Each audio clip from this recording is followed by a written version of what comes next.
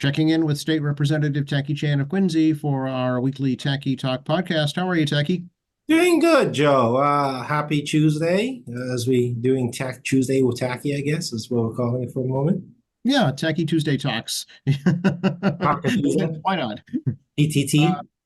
we're just coming off, it's a big day. It's opening day at Fenway Park today.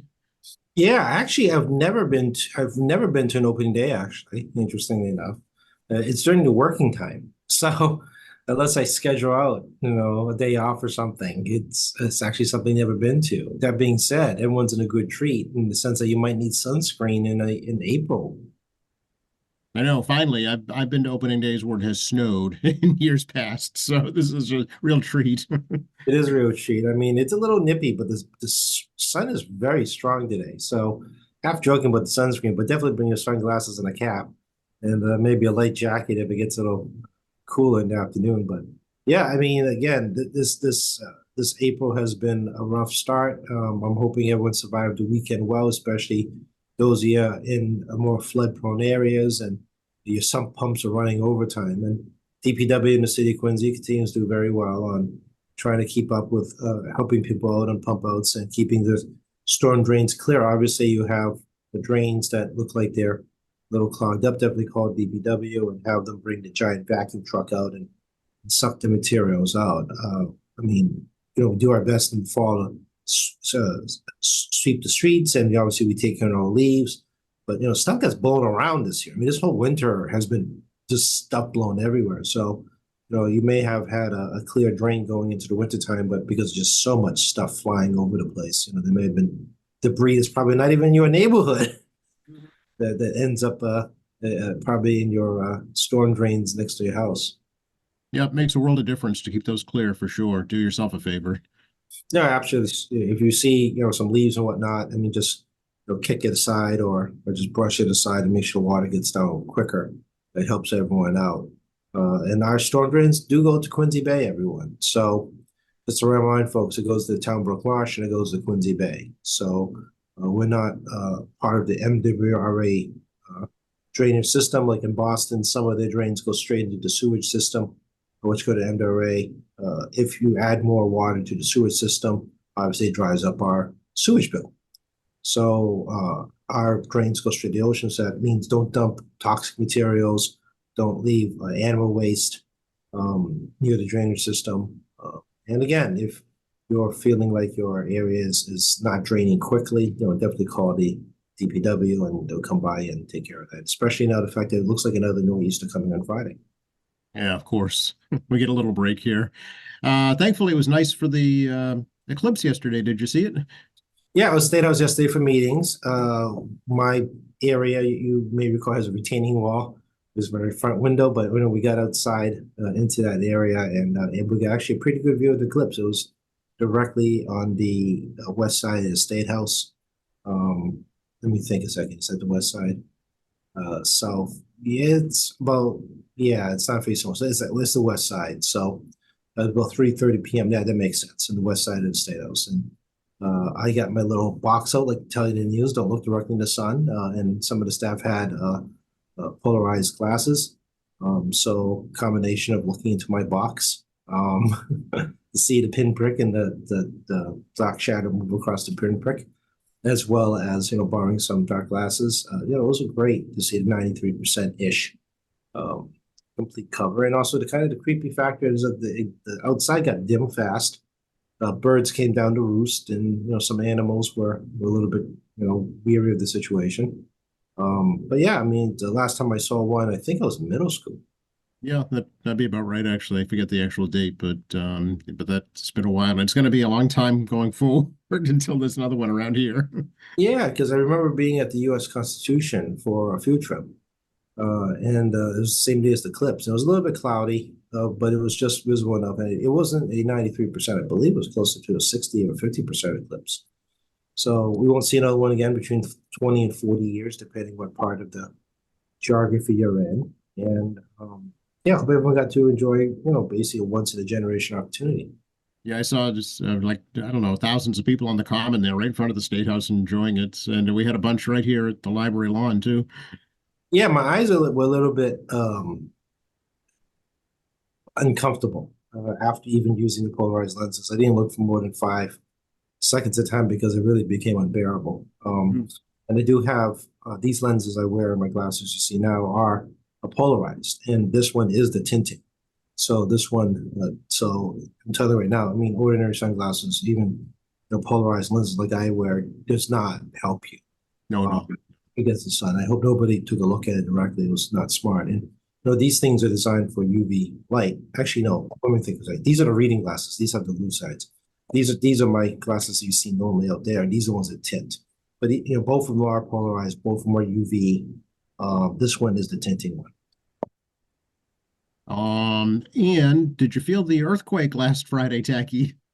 No, I did not. I was in the State House. That's solid granite foundation. Didn't do a whole lot of vibrating, but my mom told me she felt it here in Quincy in bed. Yeah, I felt it here at the library for sure. It was, very just a few seconds, but it was an odd feeling. We are in an earthquake zone. People don't realize this. Many moons ago, maybe people remember there was another very slight quake that caused the rafters of the old Boston Garden to shake, which of course that old structure shaking is probably freak everyone out more than anything else. Um, but yeah, we are in an earthquake zone. I went to Brandeis, as you know, out in Waltham, and Waltham was a volcano at one time. It's a dormant volcano. It's been dormant for hundreds of thousands of years, and there's no more magma coming through this part of the state. This part region here up in the Northeast. But it is a very, very small tectonic activity because it was once a volcanic area, hundreds of thousands of years ago. So as a result, we actually are in an earthquake zone, but a very mild one. We're not the Ring of Fire. We're very unlikely to see a 6 or a 5 or a 7. But it's unusual to get mild earthquakes here, and I suppose future generations, hundred thousands of years down the road, we'll probably see much more severe earthquakes as the tectonic shifts go around. But nothing to worry for us in the area, just more rain. Yeah, that's right. Yeah, no tsunamis coming in Wollaston Beach. We're good. We're good. We just more rain. But we do rarely get tornadoes. We get these Mm. water spouts. Yeah, that's been a recurring theme in the past few summers for sure, which is odd in my lifetime. Yeah, Western Mass in those valleyed areas, not usually see small tornadoes, but remember the one that hit Revere? Mhm. I think almost 10 years now, closing Yeah, in. probably. Yeah, a half mile rip open people's roofs. You know. So, what is going on at the State House these days? Well, tomorrow is the Ways and Means executive session around about noontime. The House Committee on Ways and Means do a public executive session to release their recommendation for the state budget. Pretty much every member has an opportunity to weigh in at this point. Every caucus in the place has a chance to weigh in, and I'm already getting advocate emails asking to support amendments if needed. Going to next week, ever heard a few people in government affairs, hunting for sponsors for amendments, people that will understand their client and understand and articulate their issues to Ways and Means. So the hunt is on right now on a couple of levels on, advocacy as well as, people looking for amendments because amendments are due Friday at 5. So we Oh, have, things are going to happen quickly then. Okay. well, it's not new. I keep reminding folks. I mean, again, I've become the old guy. I mean, we used to do this on paper with 5 copies plus another 15 on the table, had to be done. No staples, paper clipped, with the boss's signature. And co-signers had to sign on to it. We couldn't co-sign after the filing deadline. And I mean, it's just different now. Everything's electronic filing. It's all cut and paste. If you don't have to get it perfect the first time, you just got to get it in. And then if the amendment is likable, we can always redraft the amendment or put it to consolidated amendment as redrafted. So you just got to get enough material into your amendment so we know what you're talking about. I mean, if it looks ridiculous and no one can understand what you're saying, obviously the amendment isn't going very far. Right. I mean, there's going to be this mad dash, getting something into the hopper, as I like to put it, on Friday before 5 p.m. electronically because the electronic system will shut down. I remember you just had to get your foot in the door in the clerk's office, and we're going to take your amendment at 5. So the goal is to just get inside the room. Is that right? Oh, yeah, I've done that a few times. Back when I didn't wear these better shoes that are cushioned inside, I had those old leather shoes. Yeah.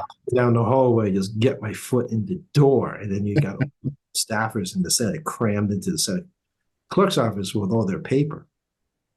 And they had to be done correctly, had to have the right number of copies, had to be clipped correctly, and signature papers had to be there and so forth. So, and it was the same time period. Wednesday release, Friday amendments due. We had a few situations where the budget was running late on release. We had Saturday amendments due. I've done Saturday at the State House when I was a staffer, and actually a few times as a rep now too. So, and believe it or not, sometimes you get the most work done after 5 p.m. We didn't have this laptop when I started, right? You had to use the computers at work. And we didn't have Microsoft Word. I mean, we had WordPerfect. Yep. No, I remember those too. Yeah. Yeah, we didn't get Microsoft items until much later. Those younger folks that have been living on Microsoft Windows or whatever we call it now. Yeah. Yeah, I still remember as Windows. Windows 3.1. So they're, we didn't get those into the, I think like the late 1998, 99. So Sounds about right. Yeah. So yeah, so it's not like you could take home amendments to type them up on your home computer because I did not have I did not have WordPerfect. So Right. I was not going to buy WordPerfect just to do amendments at home. Right. No, yeah, absolutely. I understand. Yeah, so we're just handwriting stuff at home and bring it into type. Again, it's a different time. Oh, these kids today, they don't know how easy they have it, Tacky. I say that a lot these days. I say that a lot, and you'll look at me like, "Oh, it's too hard." It's not too hard. You don't know what hard is. But part of the budget, and you and I chatted just before we started taping this morning, is some pretty major investment in the MBTA.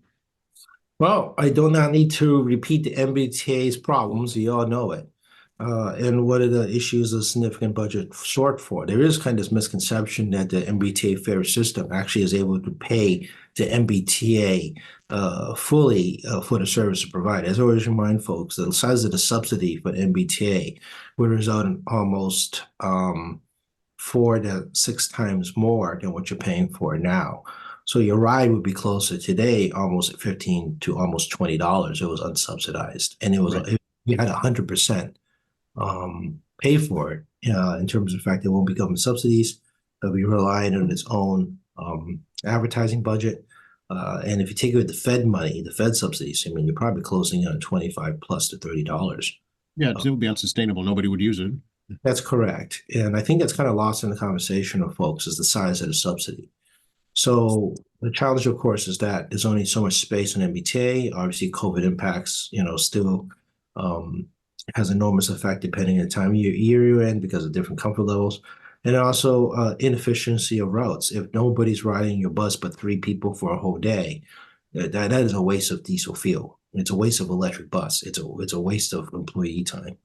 And MBTA has spent quite a bit of time trimming and rearranging bus lines, even in Quincy, including the one that used to be in my neighborhood in Wallaston, down by Beach Middle School. That was trimmed off because of ridership. And honestly, I expected this massive backlash, and it turned out there was none in my own neighborhood because the MBTA was correct. The ridership was so low that I didn't have like this angry people coming to my door because, I live in the neighborhood about that lack of bus service that went away over a dozen years ago now. Wow. Yeah, not enough people are using it. Yeah.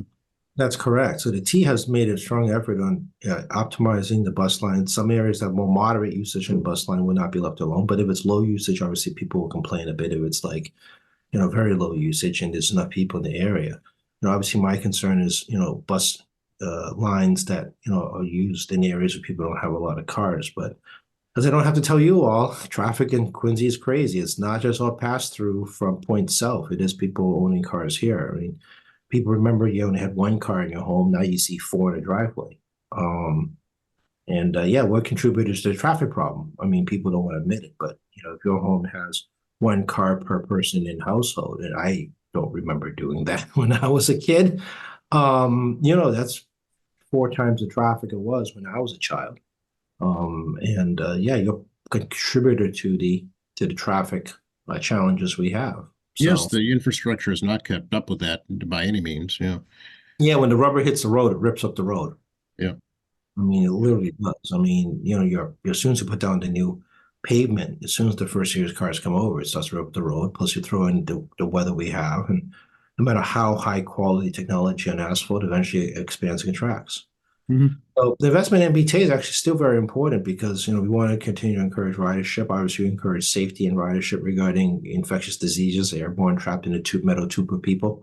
But at the same time, though, the people have to be aware that the MBTA is not self-sufficient in funding, and we put aside about $350 million for operational shortfall for this upcoming year. They can try to run a negative, but they can only do it for so long. And you guys already see hiring is impossible. So you always can complain about the overhires in MBTA. And I've always said that the management's always been a problem with overhires and management. But I mean, you have to hire a lot of management to create a huge shortfall. And now, people who, the boots on the ground people, nobody wants a job there. I mean, remember the days of, oh, call your representative and get your job at the T. Well, those days are long gone. Now the T is basically advertised like mad still, try to get you to come work for them.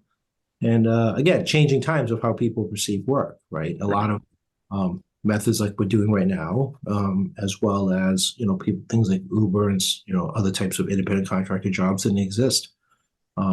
Actually, they didn't even exist 15 years ago. So, people, young people have a different idea of how work works, and the MBTA is not the first thing that comes to your mind. So you have a work shortfall, you have a financial shortfall, but you have a huge capital improvement you need to still keep ongoing, and you have to constantly reevaluate your ridership. But on some good news, they put aside money for the ferry, which we talked about before. I'm sure you can get John and Bruce to go into more details about it. But I would like to have a ferry to the airport. Is my personal wish list to Bruce Ayers and John Keenan. So if you listen, guys, get me a ferry to the airport. It's your district. I jest. Well, it makes perfect sense though, with coastal community, right? Well, I'm not Bruce's constituent, but I am John Keenan's constituent. So Special request from Tacky, John. yes, John, that was a special request. But also we put aside $20 million for the governor's initiative for low-income riders. We talked about this before. If you try to do a low-income rider program at the MBTA, its own budget, can't handle it. The fact we're putting $350 million in operational costs, adding a $20 million loss, has to come from somewhere. And be also mindful, folks, the experiment is pretty much coming to a close for Mayor Wu's free bus rides in Boston on routes. And she was funding out of opera money. So I'm kind of curious how much Boston taxpayer money, I hope it's Boston taxpayer money, goes into the continuation of those routes and it's not subsidized by the rest of us, including the operational money we're putting in. And I'm hoping the city of Boston is paying for those maintenance costs too for those buses. It's not your fares and your tax dollars doing it. Yeah, that's a good point. Yeah, that's how will you be able to sieve that out? But MBTA should have a separate accounting mechanism for that. Okay. And just something that hopefully they can give a proper accounting to the Committee on Transportation regarding what's going on. But I mean, people kind of lost sight of, it's not like the whole buses of Boston. It's like a pilot program, a handful of routes. But I mean, I remember, Boston delegation guys were trying to convince me that, you can do it self-sufficient, just fares. I looked at them like, well, you guys can take over the bus routes and see how long you guys will last. The maintenance costs alone on normal maintenance, like, I don't know, upgrading the engines, sure they're maintained. I mean, tires alone, I'm sure, are very expensive. Yeah, and electric buses can be a lower cost in the long run. But again, electric motor has to be inspected. You're right about the tires. The tires wear down significantly faster than any other tires you use on a residential non-commercial vehicle because they never stop moving. Right. And because of the nature of it, you have to regularly inspect the engine. No different than you would if you're using a combustible engine. So both combustible and electric engines have to be regularly inspected. And of course, the battery factor. That's why Hertz had so much problems. We talked about earlier, Hertz gave up the electric car vehicle. They bought all these Teslas, and the CEO had to resign now because the loss they took was massive because people don't know how to drive electric cars to start with. If you've never driven one, you don't know the fact that there's no noise. When you hit the brake, it does stop like right away. Right. When your foot is off the pedal on the gas, there is no how the gas combustion engine still has a continuation of the engine running, so it kind of drifts a little. Right. It just stops. Yeah, it's like a light switch. It's you're going or you're stopped, right? Yeah. Yeah, electric, and I don't have an electric vehicle, but I'm aware of some of these different driving styles associated with it. It handles differently, the weight is different, Yeah. and people aren't kind to rental cars to begin with. So imagine doing that on an electric bus that weighs, I won't say comparable to a a combustion engine bus, but I mean the battery alone, makes it similar in weight. Mhm. So the batteries start to shrink, which will at some point the battery technology will shrink at some point and lighten up the vehicle. So yeah, this is my little rant, as you can hear, about my lack of desire to subsidize Boston programs regarding their pilot for free stuff for people.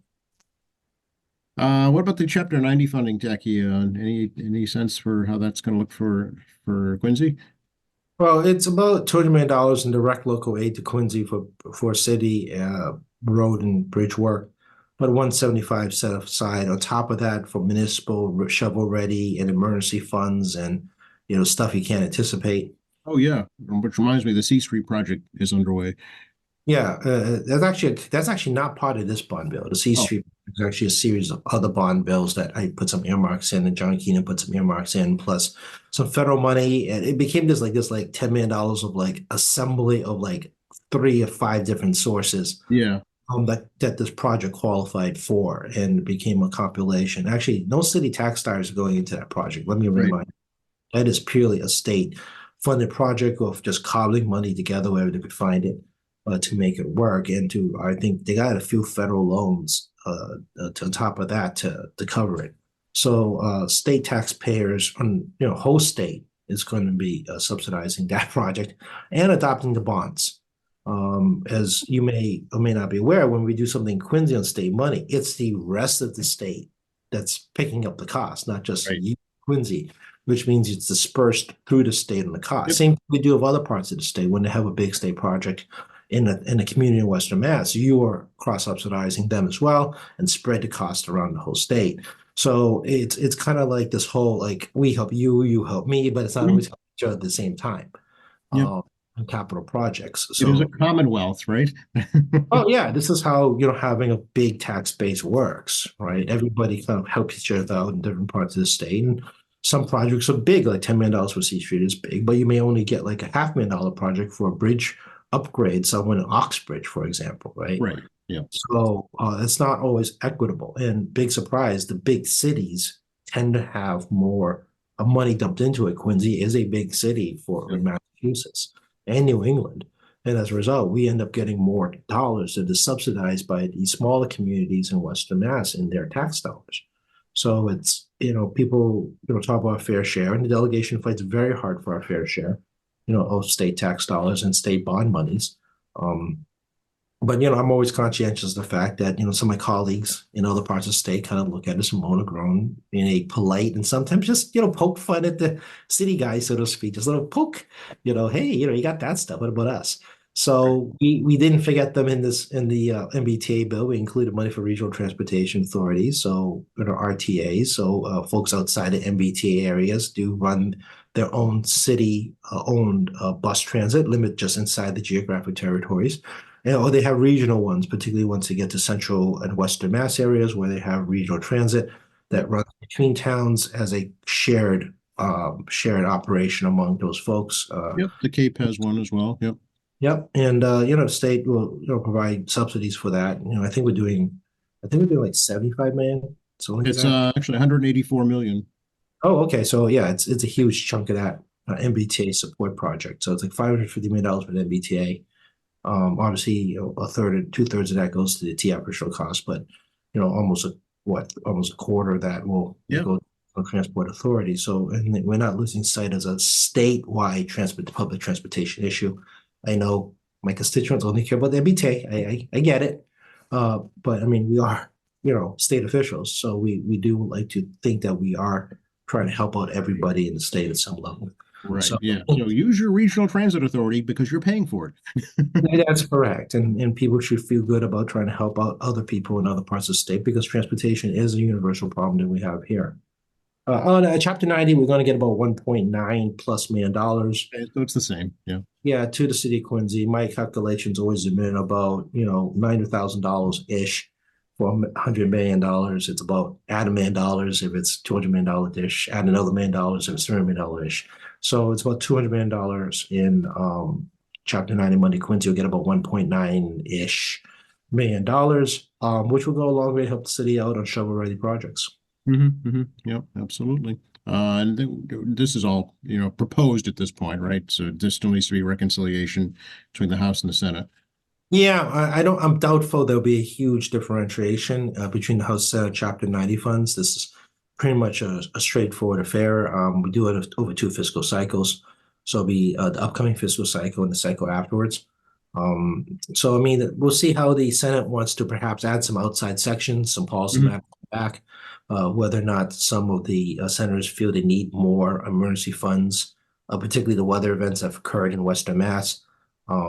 There's a feeling from a lot of folks, particularly in that party, that particularly trounced on floods, Mhm. the need to have more funding, local funding in terms of trying to address, putting back their roads. I mean, Right. some roads are like wiped out. I mean, like none, right? And they had the same thing down in the Attleboro area. The floods down there literally wiped out roads, Yep. just cleaned them out. You're So right down to dirt. Yeah, you can start from scratch. Yeah. yeah, so I'm sure that there'll be some more debate. We had that obviously among members in the House, but I'm sure the Senate is also looking to see if they can maybe add to the bottom of the bond bill to look at, kind of the past bad weather events to help out their local community. So I Mhm. mean, we'll get this. This will get done before the close of session. Again, it's Okay. towards this next couple of fiscal cycles, not this one. So the urgency level is a little different. Okay. Did you get your municipal aggregation letter yet here in Quincy, Tacky? Should be I have coming. not. I have Okay. not. The letter's probably in row, but I have not received mine yet. Um, Yeah, once we get one, we can sit down and look at it together. Yeah, that's gonna be interesting. Looks like there's three different service offerings, and all three are much lower than National Grid's basic rate. Um, I believe so I believe the basic rate's 18.5 cents. yes, yep. So then the lowest one in Quincy is going to be like 13.7 cents per kilowatt hour. So it's pretty good savings.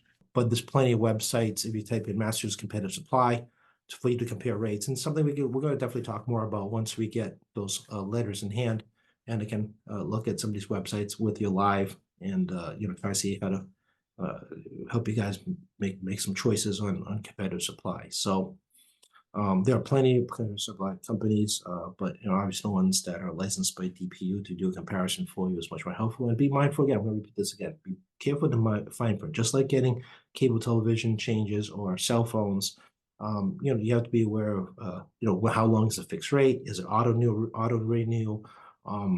Is there additional costs beyond just the rate you see there? I mean, there is some details that you have to be aware of. So Yeah, the early cancellation penalties could wipe out any savings that you achieved by going to a lower rate. So really got to watch those.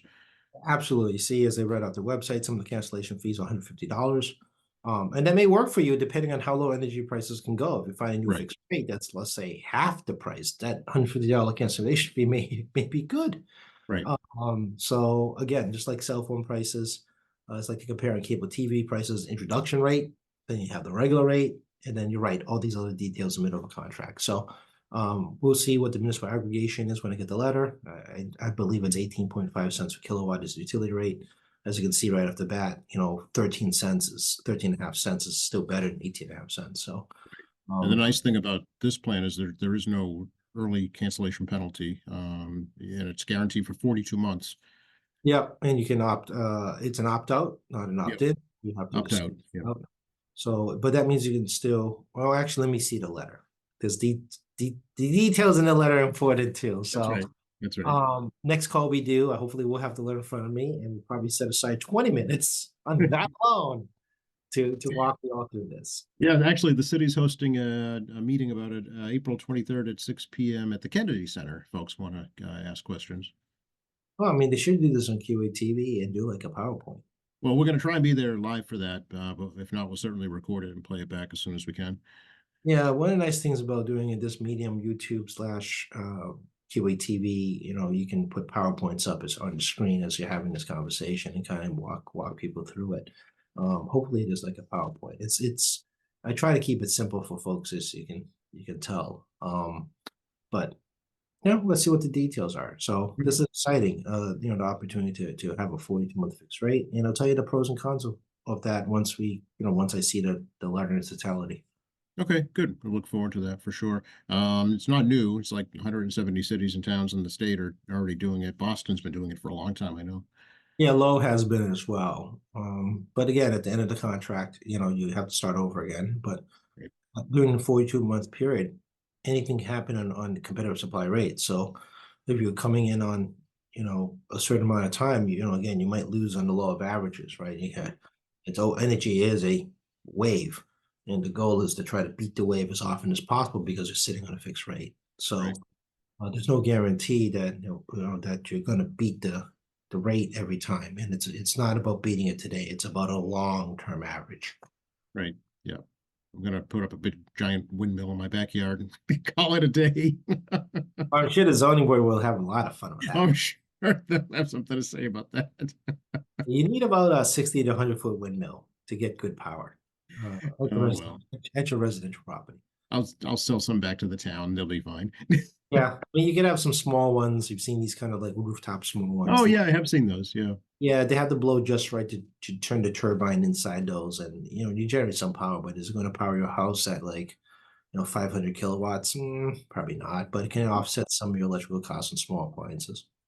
Exactly. Yeah. Some of your electronics maybe or non-motorized appliances. Yeah.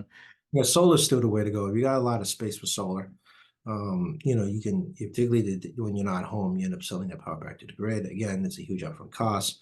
Solar panels are getting cheaper because honestly, Chinese cheap solar. I don't know if you guys been watching the news, but Chinese cheap solar, they're exporting cheap cars and cheap solar globally. Those solar panels. The problem is they're undercutting local market solar manufacturers.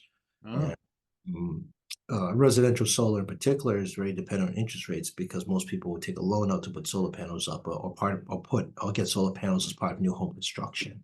yeah. I know the Treasury Secretary was trying to change that or stop that. Yeah, it's a different kind of trade war. We're not looking at like cheap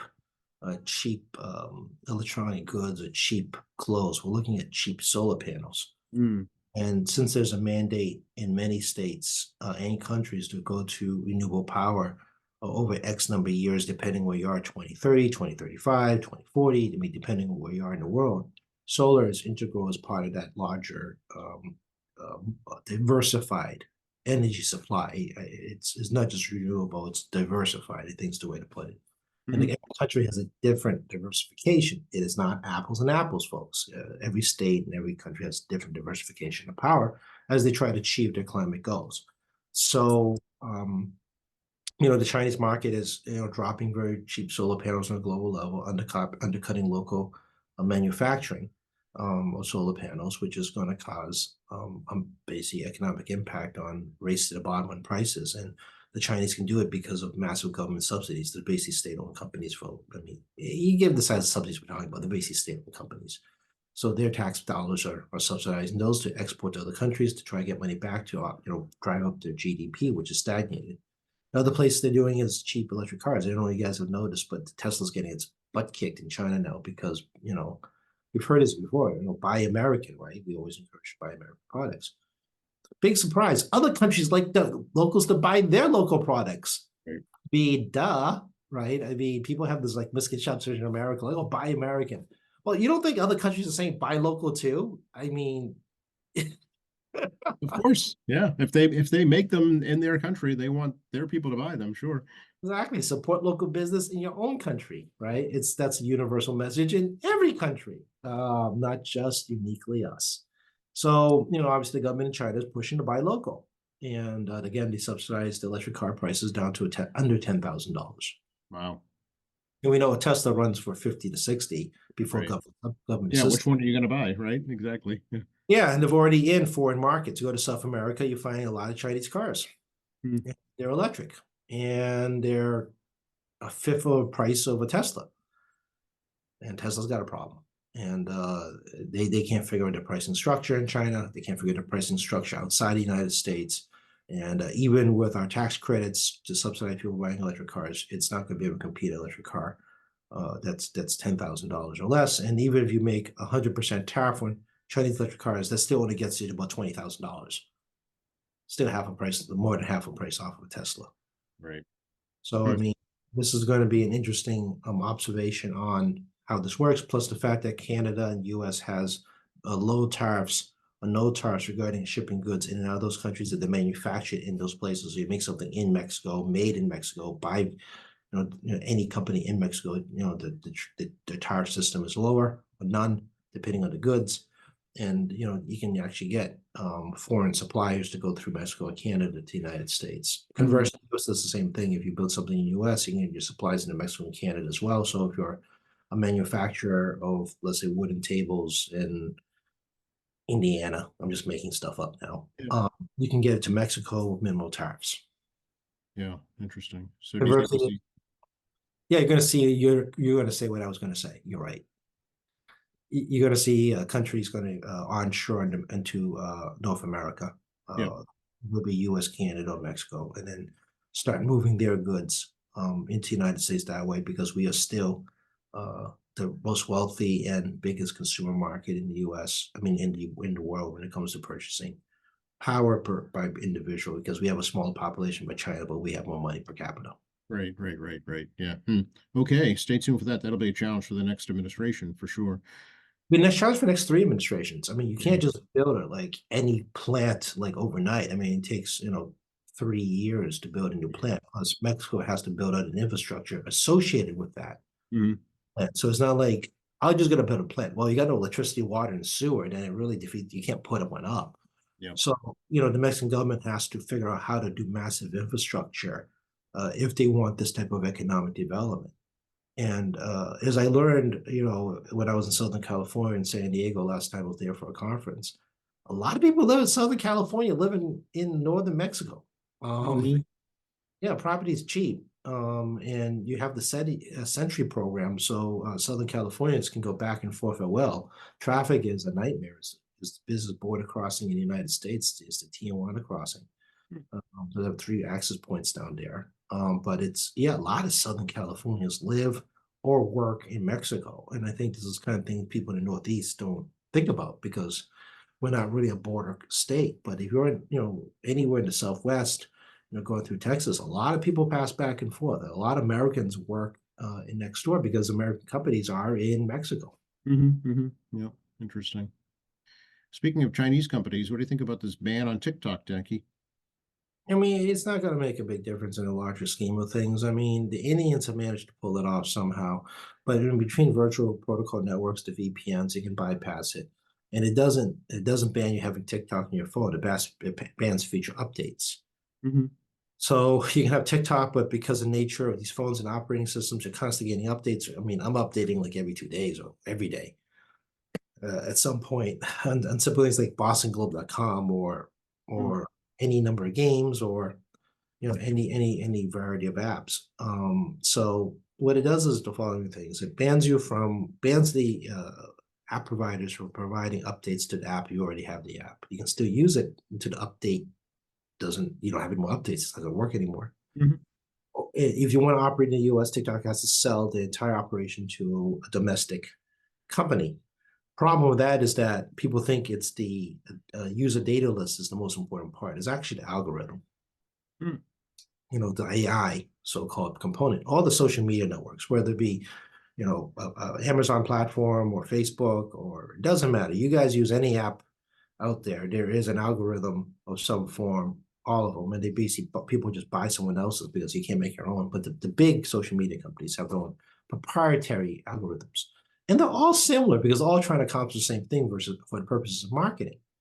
And then Trying to sell you stuff, basically. trying to sell you stuff by watching certain stuff, right? Yeah. So, I mean, TikTok's algorithm is very, very good, which is why it's very successful. And that algorithm is not going to get sold. I do not see that company selling its intellectual property. Oh, so they just come up with something else. Yeah, and people are always like, "Oh, it's Chinese influence in TikTok, Chinese government influence on Americans and people around the world." Well, I mean, remember a lot of the election tampering was on Facebook, everyone? I mean, the Department of Justice during the Trump administration concluded that it was the Russian influencing on places like Twitter and Facebook, not TikTok, that was doing interference. So you think the Chinese government's going to solely rely on one app to do that?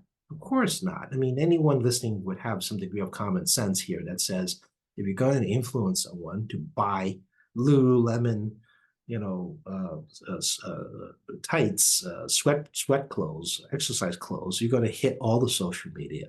If you're going to election tamper our elections, you're going to hit all the social media. Right.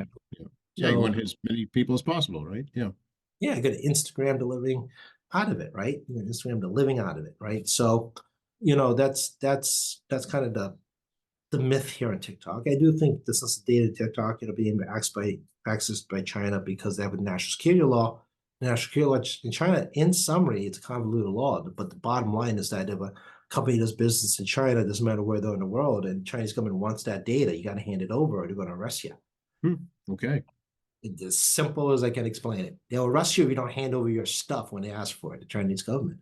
So that's the fear of TikTok is how much you're going to hand over. And TikTok can delete when it needs to delete. That's not the big deal. But they are technically a Chinese company because the mothership company is in China, but it's incorporated in Singapore, which is not a Chinese country. Singapore is an independent nation.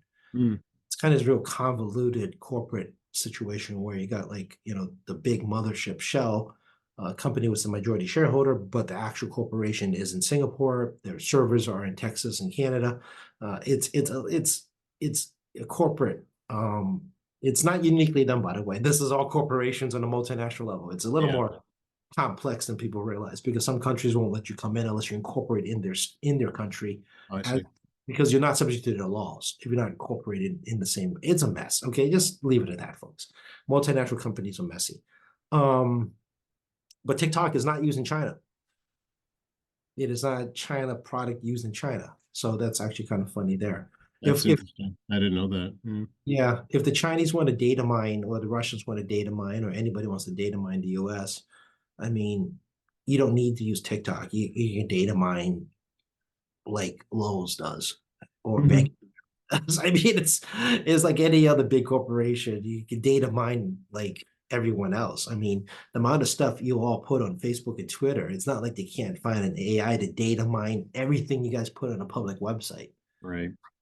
You don't need to go in. People have this misconception you need these people to sell your stuff. Your stuff's already out there. So yes, they can buy materials, on a spreadsheet and aggregate about how many people buy pet food in Massachusetts, right? They can get that kind of data. But they can get, credit reporting companies will give out macro data on like, what the per capita income is in the state, right? Or a zip code. But I mean, how do you think the Russians able to do it, rush election influences because all your public data on your Facebook accounts are out there, so they know what you're thinking, so they can message towards you that you want to hear, so they can influence how you think. Oh, I say it all the time. Google knows more about me than the government does. Well, the amount of public information you put out there is Yep. astounding, right? I mean, every time you post, I go to this restaurant, now people know your cuisine type. Well, now attract the fact that there's an algorithm out there that's combing social media websites, particularly nefarious actors overseas, hackers and adversarial governments. Yep, absolutely. They just put two and two together, essentially, if you're looking up cat food, then you have a cat. Well, I mean, then they can target advertising for you, so they can say tacky is bad, and incorporate like I hurt animals Right, right. because they know you're an animal lover. So I mean, they're like tacky murders cats, and you may believe it. Well, this is the scary part, yeah. Without doing any checking, people just believe what they see. Yeah, and you can, given that technology moves so quickly, hackers and adversarial governments can create these messages, targeting you on a hobby. Like, let's say Mhm.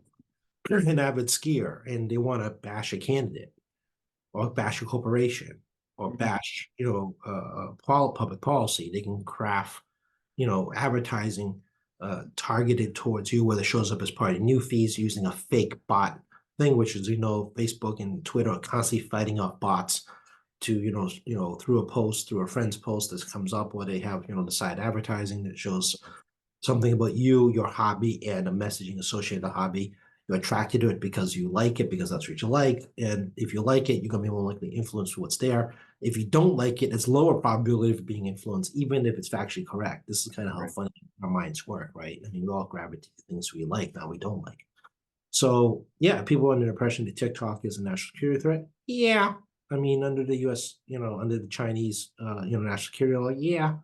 But I mean, I want to remind folks that, the election interference stuff was not done through TikTok, it was done through Facebook and Twitter and other social media accounts. It was not TikTok.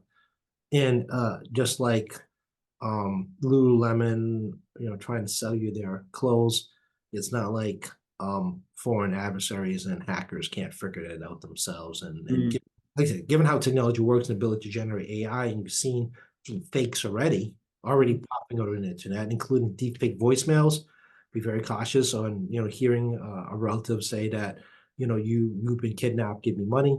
Um, they say that because people do record themselves in video, like we are doing right now.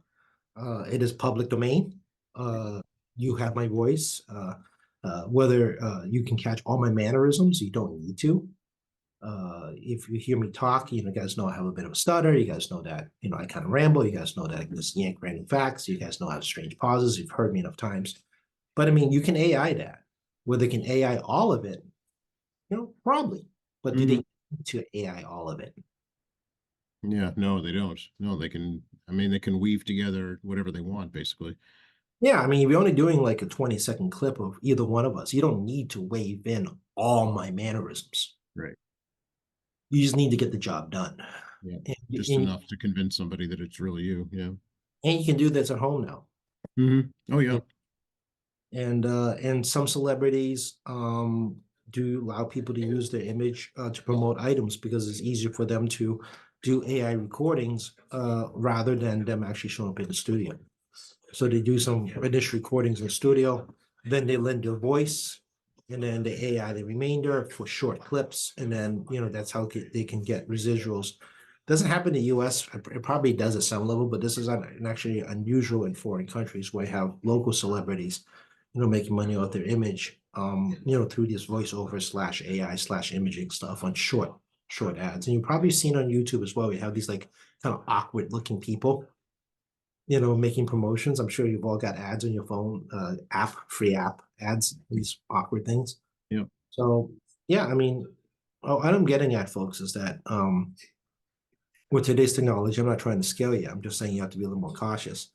They're gonna push out advertising and bots that appeals to you to convince you of what they want. Yeah. So just be leery of whatever you receive unsolicited. Well, as I reminded by Michael Morrissey a very, very long time ago, sometimes the best ideas aren't yours. That's true. Although you may think they are. That's correct. I've more than once in my lifetime, particularly in the world of public policy, have folks that come up, quite frankly, a better argument than mine, and I adopted their ideas, even though they were contrary to my thought process. And I've had more than one time discover that times change, and what I thought was 20 years ago is not applicable today. And then, I'm constantly have to learn new things because I have to discard, what I learned 20 years ago. I use this in substance abuse all the time. Substance abuse during the 80s and 90s when I was a child is different substance abuse today. Yeah. Like Oh, for sure. OxyContin was not a thing, in 1990. Right. Yeah. Yeah. No, it's a whole different world in that realm for sure. Yeah. And now, the war on drugs now is a little skirmish. Well, I mean, you have social media again, teach you how to use substance abuse issues. I mean, people had a criticism against the DARE program many, many moves ago because they think it's a way of teaching children how to use illicit substance or alcohol. And nowadays, you don't have to learn this in school. You can learn in the medium we're using now, right? Mhm.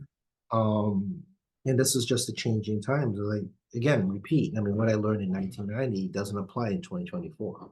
Right. Right. Yeah. Don't reinvent the wheel, right? If somebody's doing it better, go for it. Yeah, and the wheel will sometimes be a different wheel. Yeah, yeah.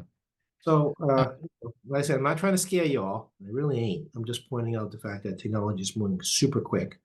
This AI thing is legitimate. And foreign adversaries and government. I mean, forget the political parties here. I mean, foreign influencers are going to be a big deal. And you all may think, well, we can do that to them. Not in closed societies. China does not have Facebook. They do not have an open internet, and the Russians do not have an open internet either. right. So So the government wants them to know is what they'll see. yeah, and for let's say oh the CIA can do counterintelligence. Yeah, they can. It's just really really hard because the Chinese censors will shut you down really really fast. Mm-hmm. With AI, they can shut you down faster.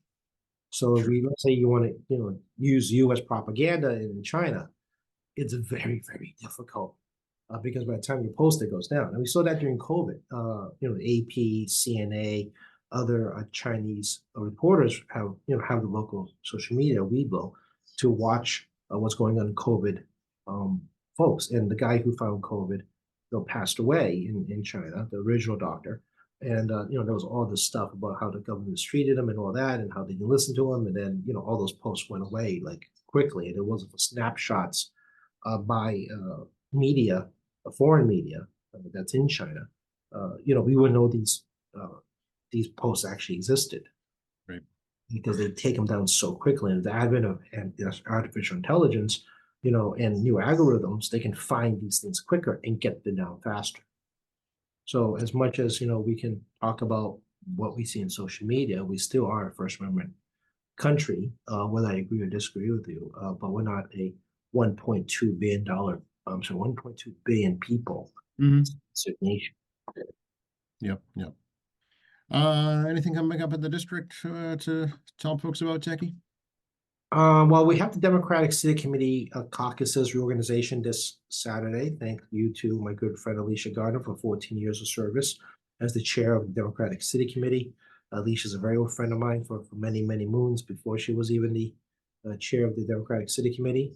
So we'll be holding elections this Saturday morning. I believe it's a 9:30 doors open situation at Quincy High School. Saturday the 13th, I believe. Mhm. And we'll also be electing city committee ward chairs for the 6 wards. So obviously, it's only for city committee members, the members who were elected on the presidential primary ballot. You said a list of like 35, almost 35 people, depending what ballot you had. Those are the members of the Democratic City Committee if you pull the Democratic ballot. So hopefully those that actually are from the city committee listening, you now know when the org meeting is, and I do encourage people on the city committee to go to this excuse me, reorganization meeting. The local elected officials like myself will be there, and congratulations to Sandy Callahan Merrick and Joel Bruno de Vera on being our Democratic State Committee man and State Committee woman at the Democratic State Committee. So they'll be there. Well, I know Joel's there. Sandy will most likely be there as well. Another couple old friends of mine, actually. Um, politics is like a weird circle of friends, right? And then we'll see how that turns out. Obviously, Patriots Day is coming up. So everyone please have a safe and fun Patriots Day on the 15th, and tax day's the day after. Just remind everybody, tax day is coming up. And we said this before, Emancipation Day, I believe is the 16th, so the Fed taxes are delayed. Don't wait till last minute, folks, just get them in. Right. But yeah, I mean, tax day is rolling around, or apply for an extension. And then what's the 20th? I'm trying to remember what I'm doing on the 20th that night. There's something going on. Oh yeah, the Asian American Pacific Islander Commissions Committee, UMass Boston, for the annual dinner on the 20th. So I'm guest speaking there. Actually, we're in Springfield on Friday. I'm guest speaking at a fair housing conference. My friend of the United States Equal Opportunity Office, the people that enforce civil rights laws and employment. Guest speak. So I'm going to go down there and hope for the best that Tacky. We'll see what Tacky actually says. We can hope for the best, Joe. What else is going on? Obviously, we're busy with the budget for the remainder of the week. And the Passover is on the 22nd, so that's coming up So yeah, April's shaping up to be a pretty active month. Yeah, for sure. Yep. I guess you won't be running the marathon, Techie. I'll be running for office, but not for mayor. That'll be a marathon in itself. I'll be running for office in a marathon. And in Statos, news and persons perhaps leaving Statos, retiring. I think we may be done. It's April 9th right now. I mean, people still can get nomination papers. It's not like you can't. I mean, people can still get it done. But people who are looking to leave office, we may get one more. I mean, the rumor mill's kind of active still, but I think we may be done on reps and senators leaving the state house at this point. I may be surprised. There's a couple of more folks which I won't disclose. That's in my head. It's a possibility of, heading towards, retirement. And many people have a well-deserved retirement given the number of years of public service they put in. But we'll see. There's still a couple more weeks to see if there's more shakeups in the House and Senate. Okay. This is the point in the program where you give out all your contact information. Yeah, talk to Joe.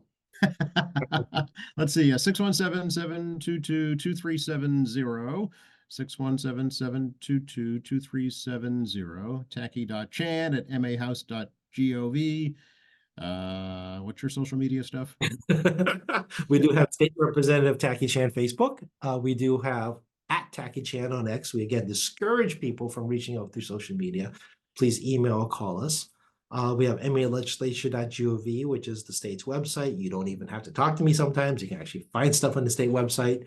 The legislature website, mass.gov is the state website. So you can, search for the stuff there, as well as reach out on the legislature's website. We did have a public hearing yesterday, so you can watch my very short public hearing under Joint Rule 10. I actually have to have a public hearing or some kind of public thing for public comment, and to dispense a bill in 30 days. So I have one bill that's out there that I got to figure what to do with my co-chair. Tacky side notes. We do have tackychan.org, which is strictly a resource page. And then we always encourage people again to listen to Joe in the Morning and QATV, as well as watch us here. And if there's any specific topics that you want Joe to talk about, definitely reach out to QATV, and we'll let Joe decide what to incorporate into the surprise Tacky New Questions Day. Yes, I haven't heard from anybody yet, but I'm always open. Yeah, I encourage it. I don't mind creating. Yeah, creating work for Joe is fine with me. So if you guys want to help me out here and make Joe work harder, I mean, go right ahead, folks. They're more than welcome to send an email, and I'll be sure and file it in the appropriate place. Again, not my show. It's Joe's show. As much as I feel like I'm co-opting a podcast. But yeah, I mean, obviously, Joe would like to hear from you. I'd like to hear from Joe what people hear from you.